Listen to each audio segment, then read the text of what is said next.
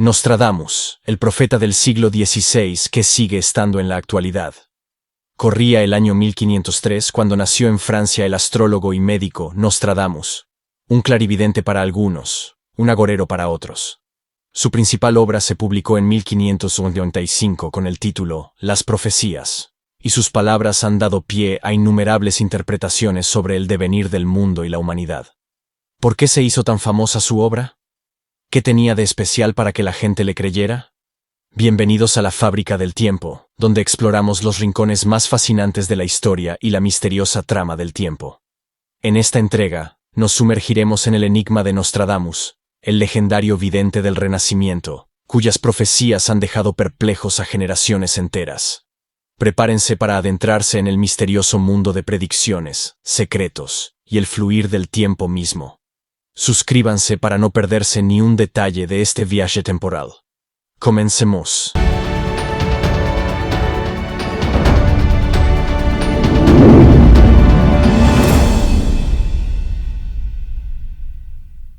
La obra estaba compuesta de 353 cuartetas, poemas de 4 versos escritos con términos enigmáticos que pretendían anunciar los sucesos del futuro próximo en Francia y en toda Europa. El éxito de las profecías fue espectacular y dio a su autor, un médico provenzal conocido ya por sus almanaques, un tipo de calendario con datos astronómicos y astrológicos muy popular en la época, y algunos pronósticos, una fama a escala europea, sobre todo después de que en 1559 se produjera un acontecimiento trágico que Nostradamus supuestamente había pronosticado en 1555. La muerte del rey Enrique II en el curso de un torneo. Sucesivas ediciones. En los años siguientes, Nostradamus publicaría sucesivas ediciones de sus profecías, ampliadas cada vez con nuevas cuartetas, de manera que la última edición contaba con 942 cuartetas agrupadas en un total de 10 centurías, de ahí que la obra se conozca también con el nombre de Centurías. Tras su muerte en 1566, y hasta hoy en día, se le ha recordado siempre como astrónomo y adivino por antonomasia, y sus obras han atraído a una legión de lectores en busca de supuestas predicciones de sucesos históricos ocurridos siglos más tarde. Por lo general, un ejercicio de charlatanería desbocada que ha dado lugar a manipulaciones tanto políticas como mercantiles. Para comprender quién fue realmente Nostradamus y el sentido de sus profecías, hay que situarse en el momento histórico en que vivió. El siglo XVI fue una época recorrida por toda suerte de crisis y tensiones, guerras, carestías, epidemias, revueltas, que los contemporáneos vivieron con auténtica angustia, y es a la luz de este clima de conmoción y temores colectivos como hay que entender las profecías y los pronósticos de Nostradamus. Por ejemplo, el nuevo pronóstico para el año 1558 detallaba la visión de la resplandeciente y eterna espada de Dios, que golpearía por la peste y el hambre, por mutaciones de reinos y guerras. En los albores de 1558, una epidemia proveniente de África sería tan horrible y lamentable que la mayor parte del mundo acabará por menguar, e incluso serían pocos los pájaros que burlarían a la muerte. Un movimiento casi perpetuo traería terremotos, enfermedades, mares teñidos de sangre, muerte, ruina, tierra seca, ventiscas, actos crueles, rupturas de lealtades, discordias y venenos mortíferos. Nostradamus aseguraba también que se produciría una rebelión popular contra predicciones terribles. Los males pronosticados por Nostradamus no serían más que el comienzo. Lo peor no es lo peor, escribía a un amigo alemán. Es algo que prepara siempre al lector para el colmo de lo peor. Nuestros problemas no terminan aquí y todavía no hemos tocado fondo. Las desgracias, en los presagios de Nostradamus, parecían no tener límite. Del cielo vendrían el fuego, con ese dardo del cielo que golpeará. Lluvias de sangre, rayos que entrarían en el templo cerrado. La llegada de un extraño pájaro iría acompañada de una terrible hambruna tan grande que el hombre será antropófago. Del cielo también se abatirían lluvias de sangre y de leche, tempestades que traerían consigo ruina y destrucción, saltamontes que invadirían cultivos y mares y devorarían todo a su paso. En la tierra, una hambruna se añadiría a otra. Las crecidas de los ríos inundarían campos y ciudades. Ningún lugar de la tierra escaparía, desde Babilonia hasta África. Ni siquiera América, como llamaba al continente americano, aunque Europa, sobre todo Francia e Italia, sería la más castigada. La naturaleza, en los pronósticos de Nostradamus, era fuente de toda suerte de monstruos y maravillas. Nostradamus advertía que, en una orilla arenosa, después de un terrible diluvio, se descubriría un horrible monstruo marino venido de mares lejanos. Después de que en Sevilla se hubiera visto un monstruoso buey, un ejército abriría fuego antes de dar la orden de atacar. En Sajonia, un monstruo nacido de la unión de un oso y de una cerda presagiaría el hundimiento de una gran flota en el Golfo Pérsico. Cuando nacieran en Roma dos monstruos bicéfalos, habría sangre, fuego y diluvios, los más grandes de todos los tiempos. La estrategia del miedo. Nostradamus mencionaba también un monstruo con 2 cabezas y 3 brazos, el cual sería el encargado de anunciar que una gran urbe, Roma quizá, pronto sería aniquilada por las aguas. Un arco iris aparecería de noche en el cielo de Nantes, señal de fuertes lluvias.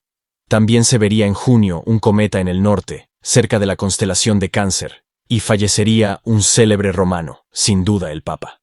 Cabe preguntarse qué pretendía Nostradamus al acumular presagios tan espantosos. Sin duda, no hay que interpretarlos como profecías de hechos concretos que debían producirse en un futuro más o menos inmediato. El astrólogo provenzal, más que anunciar desgracias concretas que luego pudiera verificarse si habían tenido lugar, pretendía asustar a sus lectores, arrastrarlos a lo más profundo de un mundo imaginario terrorífico, un mundo todavía más angustioso que la realidad. De ahí su tendencia a exagerar los desastres futuros y presentarlos de forma hiperbólica. La fuente de todas estas desgracias se encontraba, para empezar, en el mal que habita en el hombre, esa capacidad que tiene el ser humano de ser un lobo para su prójimo. Participando de la visión pesimista de la naturaleza humana, propia de la tradición agustiniana, iniciada por Agustín de Hipona en el siglo IV después de Cristo. Nostradamus ponía constantemente ejemplos de cómo un hijo se vuelve contra su padre. El padre manda asesinar al hijo. El sobrino ejecuta al tío. Fratricidios, parricidios, matricidios e infanticidios pautan el futuro de forma inexorable. Según Nostradamus, la misma tendencia al mal y a la destrucción desgarraba el orden político de las comunidades y las naciones. En sus pronósticos, los pueblos se rebelaban contra los gobernantes, mientras que el tirano extranjero o el bárbaro atacaba y destruía al príncipe pacífico. Conspiraciones, masacres, traiciones, suplicios horribles y crímenes espantosos se concatenaban y arrasaban con todo. Los palacios serían devastados, las ciudades aniquiladas por los terremotos, los puentes destruidos, las fortalezas serían pasto de las llamas, y la paz sería cada vez más precaria. La visión de Nostradamus. En la visión de Nostradamus, las pasiones eran el futuro del hombre.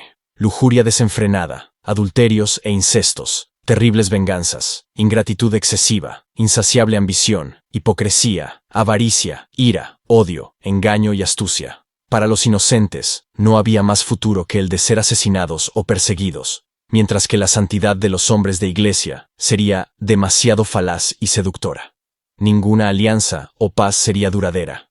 En lo que Nostradamus definía como el orden fatal sempiterno de cadenas, que se instaurará por fuerza, solo se oirían vociferaciones aterrorizadas, lloros, gritos y llantos, terror, corazón inhumano, cruel, negro y entumecido. Para Nostradamus, el mundo se había convertido en un infierno, y los hombres sufrirían suplicios infernales, como el de 30 hombres que serán asados en un espetón. Nostradamus hablaba, pues, como un profeta de la Biblia que anunciaba las mayores calamidades que afligirían al pueblo de Dios, a fin de intentar devolverlo a la fidelidad. Su propósito era asustar mediante enigmas tan aterradores, que a menudo no podían descifrarse. De este modo esperaba que sus lectores recapacitasen sobre su propia conducta y no se dejaran arrastrar por la espiral de violencia del mundo real en el que vivían. Sin embargo, no se limitaba a una lección moral general. Los años en que empezó a publicar sus libros constituyen un momento crítico de la historia francesa del siglo XVI, en el que se estaba gestando el terrible conflicto que desgarraría al país durante más de 3 décadas. Las guerras de religión, 1562-1598. Los grupos protestantes se mostraban cada vez más activos y desafiantes, pese a la represión organizada por las autoridades civiles y religiosas, decididas a extinguir la herejía y a imponer el catolicismo como única fe. A diario surgían noticias de conspiraciones, arrestos y ejecuciones. Mientras en el interior mismo de los pueblos y ciudades de numerosas regiones de Francia se producían tensiones y enfrentamientos abiertos. Era un ambiente enrarecido, con un cielo cada vez más nublado que amenazaba tormenta. En sus profecías y sus pronósticos, Nostradamus se hizo eco de estas angustias por la cuestión religiosa. De hecho, los pronósticos para 1562, el año en que estalló la primera de las 8 guerras de religión, eran particularmente ominosos. Súbito y repentino espanto cercará a los hombres. Tanto desconocerán la causa de tal espanto que lo atizarán a ultranza.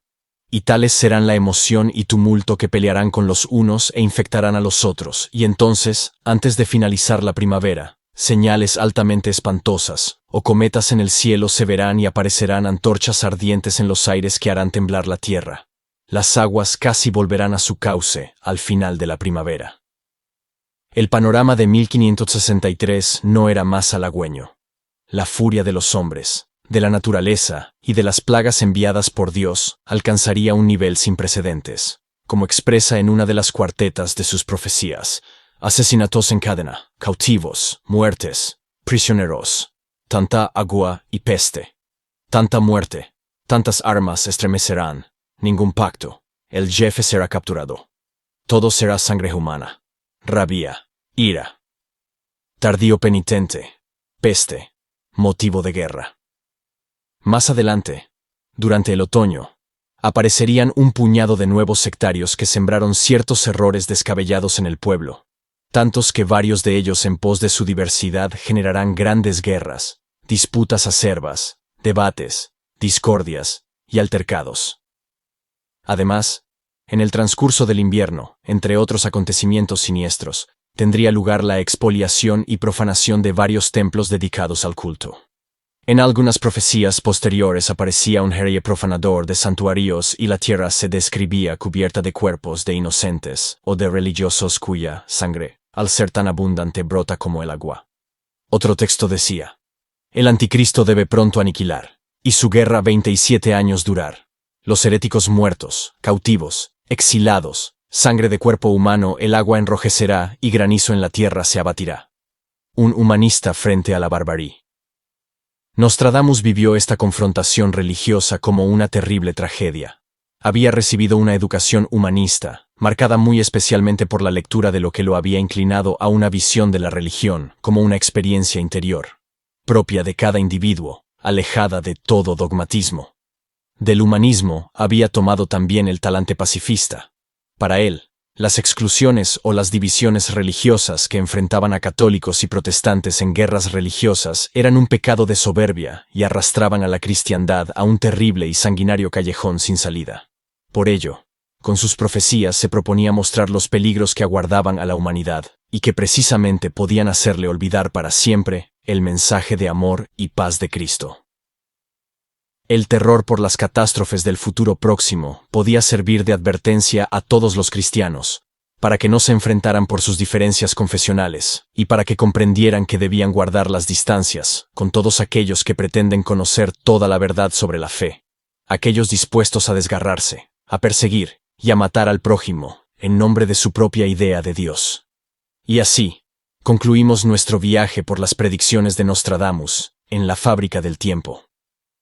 Este extraordinario vidente del Renacimiento dejó un legado intrigante que continúa desafiando el entendimiento moderno. ¿Fueron sus visiones simples coincidencias o una conexión especial con el misterio del tiempo? Dejen sus comentarios y compartan sus reflexiones sobre este fascinante viaje temporal. No olviden suscribirse para más exploraciones históricas y misterios por descubrir.